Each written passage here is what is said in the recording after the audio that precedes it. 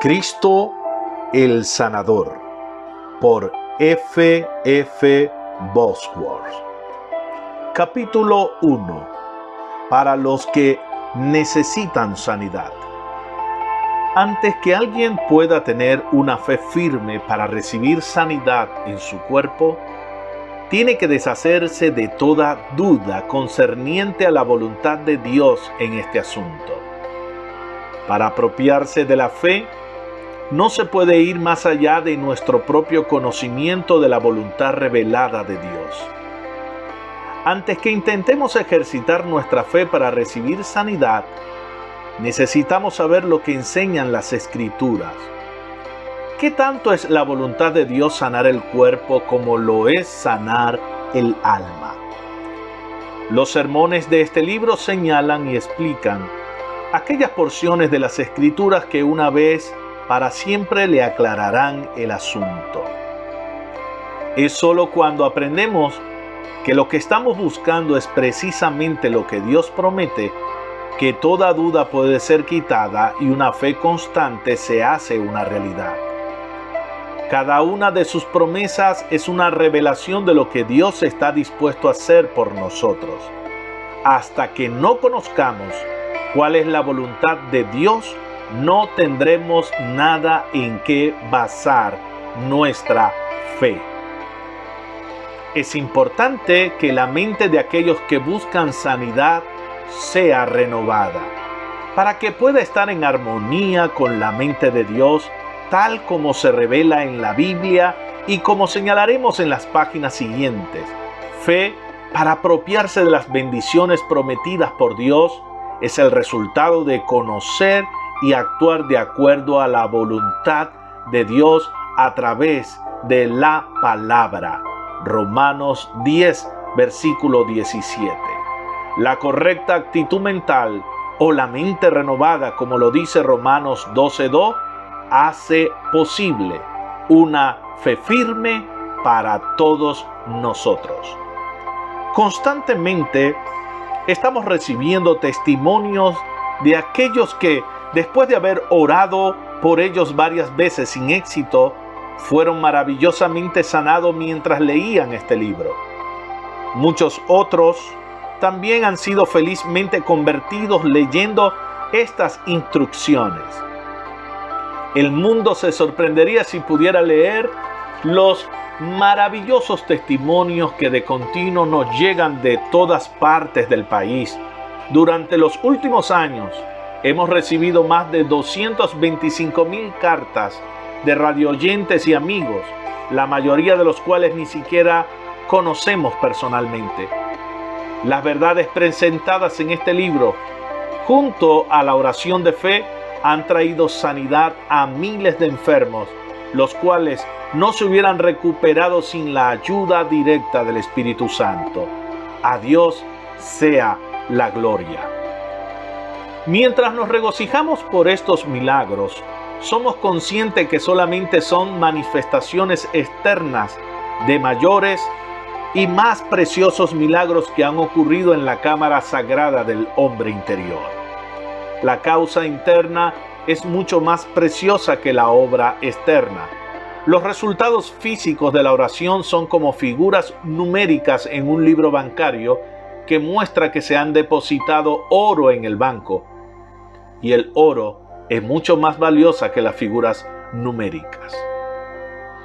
Jesús dijo: la palabra es la semilla de la vida divina. Hasta que la persona que busca sanidad no esté segura por la palabra de Dios, que es la voluntad de Dios sanarla, la misma estará tratando de cosechar donde ninguna semilla ha sido sembrada.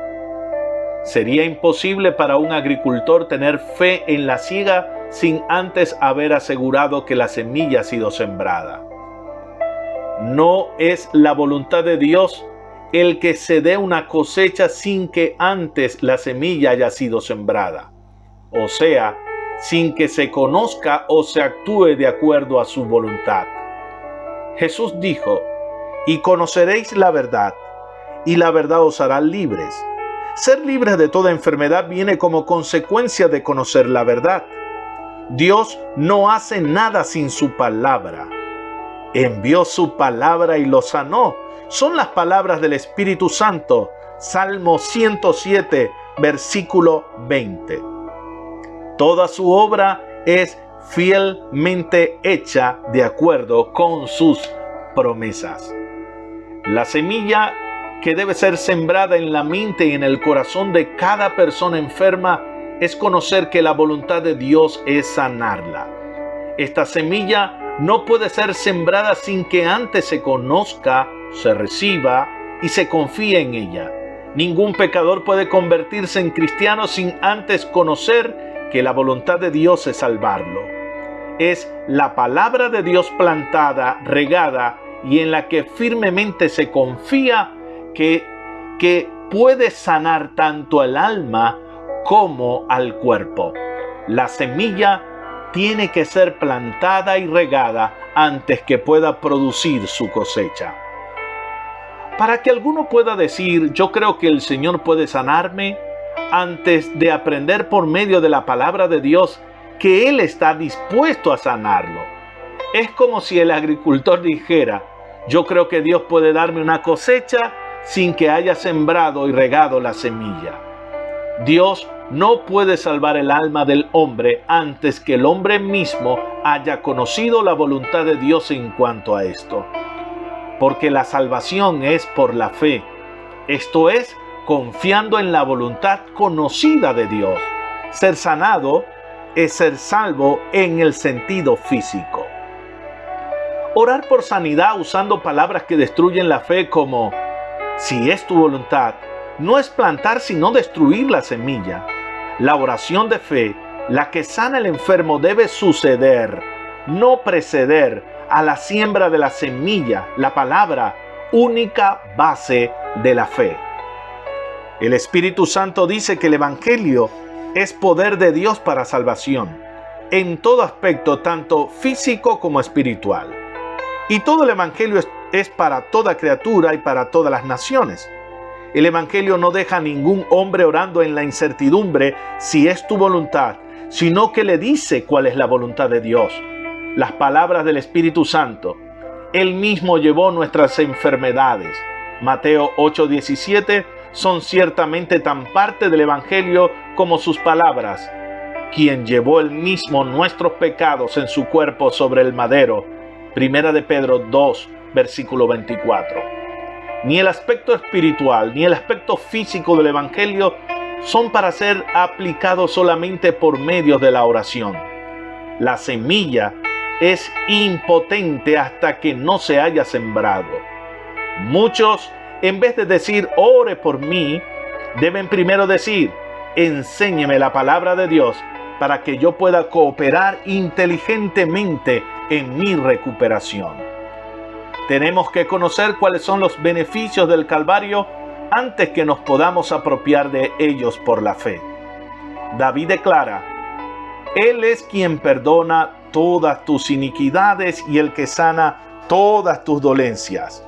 Después de haber sido suficientemente instruidos, nuestra actitud hacia la enfermedad debe ser la misma que tenemos hacia el pecado. Nuestra determinación de recibir sanidad para nuestros cuerpos debe ser tan definida como la de recibir sanidad para nuestras almas. No debemos ignorar ninguna parte del Evangelio. Nuestro subtítulo llevó tanto nuestros pecados como nuestras enfermedades para que pudiéramos liberarnos de ellos. Este hecho es seguramente una razón valedera para confiarle a Él ahora nuestra doble liberación. Cuando en oración de una manera definitiva le pedimos a Dios perdón por nuestros pecados, creemos por la autoridad de su palabra que nuestra oración ha sido escuchada. Tenemos que hacer esto mismo cuando oramos por sanidad. Primero, debemos tener suficiente conocimiento acerca de las promesas de Dios. Segundo, como lo ordenó Jesús en Marcos 11:24, creemos que nuestra oración ha sido escuchada aún antes de recibir respuesta. Tercero, si acatamos lo que se ha escrito en Hebreos 10, 35 al 36, no perdáis pues vuestra confianza, que tiene grande galardón, porque os es necesaria la paciencia para que, habiendo hecho la voluntad de Dios, obtengáis la promesa. Podremos obtener cualquiera de las promesas divinas. Hebreos 6, 11, 12 dice: pero deseamos que cada uno de vosotros muestre la misma solicitud hasta el fin, para plena certeza de la esperanza, a fin de que no os hagáis perezosos, sino imitadores de aquellos que por la fe y la paciencia heredan las promesas. La voluntad de Dios es que cada cristiano pueda obtener el éxito al poner en práctica esta escritura. En el tiempo que transcurre desde el momento que de una manera definitiva le encomendamos a Dios la sanidad de nuestro cuerpo y la consumación de la misma, podemos y debemos aprender una de las lecciones más valiosas de la vida cristiana. Esta lección es cómo poner en práctica Hebreos 10, 35 al 36. Solamente las promesas divinas pueden hacer que nuestra fe se afirme. Cuando Jonás oró por misericordia, él no perdió la fe porque no recibía una prueba visible, que su oración había sido contestada. No solo se mantuvo firme en su fe, sino que añadió a la misma por adelantado un sacrificio de alabanza. Jonás 2, versículo 9. En Hebreos 13:5, el Espíritu Santo nos ordena que hagamos lo mismo continuamente. Las promesas de Dios obran sus maravillas mientras vemos y actuamos según las realidades eternas. Sus promesas, su fidelidad, y rehusamos ser afectados por las cosas temporales. Dios siempre cumple sus promesas siempre y cuando recibe la cooperación apropiada. Él siempre nos acepta y se responsabiliza por nosotros cuando observamos, practicamos su palabra. En Marcos 11:24 y Hebreos 10, 35 al 36, la promesa de Dios de la que todos nos podemos apropiar es: lo saciaré de larga vida y le mostraré mi salvación. Salmo 91, 16. Terminamos el primer capítulo. En la voz, su amigo Carlos Yela.